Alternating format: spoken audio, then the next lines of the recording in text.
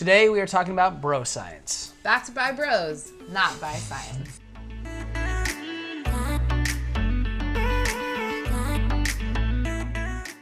We are Grab Life by the Bulls. I'm Chris Bull. And I'm Anne-Marie Bull. And today we are talking about Broscience.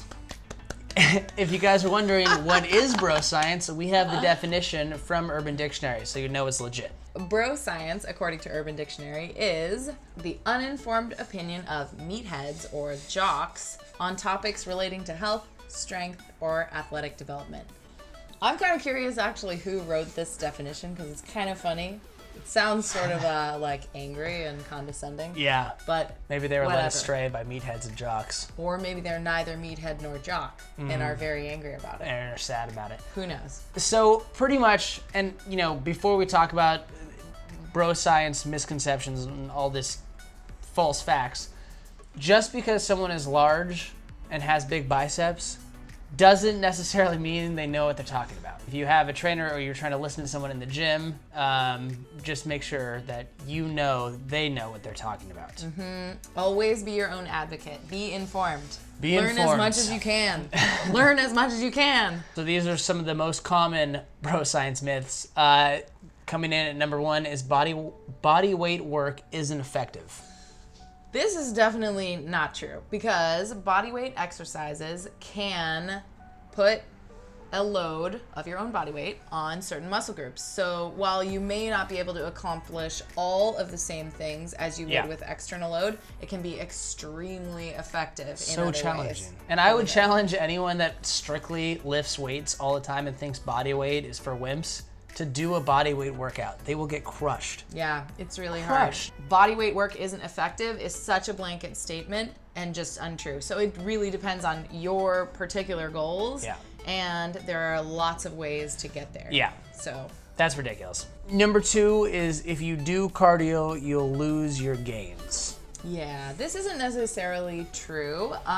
If you train correctly for muscle retention, muscle mass retention, you can absolutely incorporate some cardio into your regimen and still maintain your hard-earned gains. If you're lifting weight, just because you do a little cardio at the end of your workout doesn't mean that you shrink. And the other way is true also. If you're in love with cardio, touching a weight won't make you huge. We've touched on that before, but you immediately won't blow up just because you picked up a weight. We promise. Ladies, we're mostly talking to you here. Mixing cardio and weights makes you do this, not this, okay? So you're not gonna get so gigantic unless that's really your goal and you have to eat and train specifically to achieve that. You have It's to not just try. like an accident. Yeah. that it You can do a happens. few curls and you won't wake up the next day with your biceps 3 times the size. True. I guarantee. Plus, there are lots of health benefits of cardio, so peppering it in is not gonna kill you, certainly, and you will not see an appreciable loss of gains unless you're on the treadmill, 6 hours a day, like grinding away being a cardio bunny. Ooh. My favorite, number 3, eating at night makes you fat. No. Yeah, you can. No.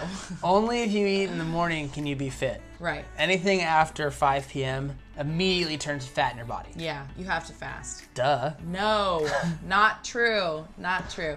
I don't know how this got to be such a widely believed misconception, but it's really not about when you eat the bulk of your calories. It's really how many calories you consume. Yeah. So I think it's safe to say you can eat basically anytime you want and then go to sleep anytime you want. Yeah. So really it's about exercise and total calorie intake, not about when you're eating. If you eat at 9 o'clock at night, I promise you won't get fat. The leanest I've ever been, I ate before bed at 3 o'clock in the morning all the time, every night. I was working as a bartender. I'd get off work, I'd eat. I thought you were going to explain why you were up until 3 a.m. and just let everyone. Just staying up late. Eating late at night isn't going to do much. It's really about overall intake. Yeah. Number 4, we've touched on this before. To get a six-pack, you have to do 1 million crunches. So the more crunches that you do, the more abs you get. Yeah, You hear this it from is, every yeah. bro ever.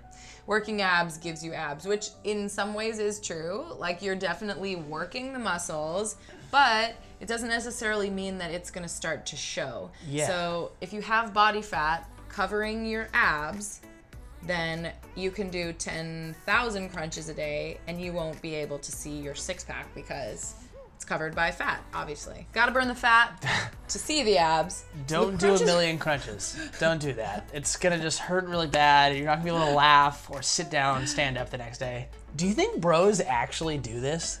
They just do like trillions of crunches every night thinking that this is why they have abs?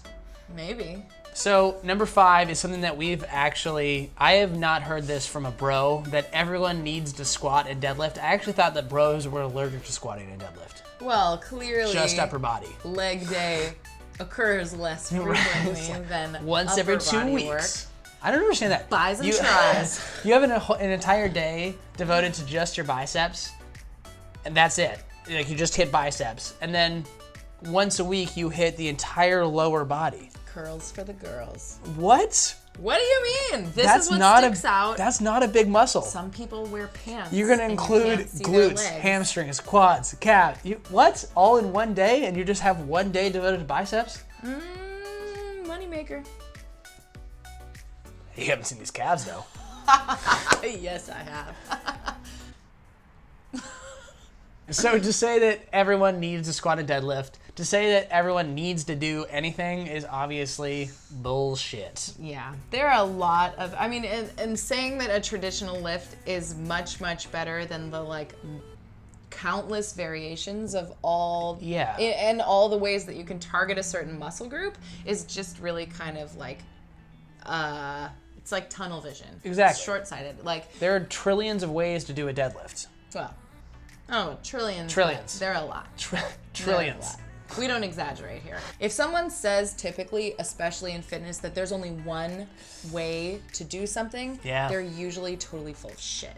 Or they just don't know. No, that's so true. Yeah. Be open to variation and trying lots of different things, because sometimes a different way is better. To tie all this together, if you have a guy in your gym that has massive biceps and is trying to give you just spewing these facts, just know that it's bro science and it's not backed by science, only by bros. True. And in the age of the internet, sometimes it is hard to wade through all the information out there, but always double check. Always fact check. You only have one body, so you might as well at least sort of figure out how it works and how things affect it, like exercise, food, sleep, water, all those things. So to be the healthiest and most well-rounded human being you can, learn how your body works, man. If you guys ever have questions or you don't know, we're happy to weigh in on it. Are we always right? Absolutely not. Do we?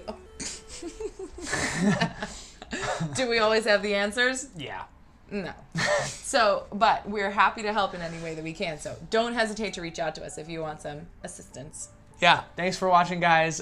Make sure to give this video a thumbs up, hit that subscribe button, and we'll see you guys next time. Thanks, guys. Yeah. For bros, by bros.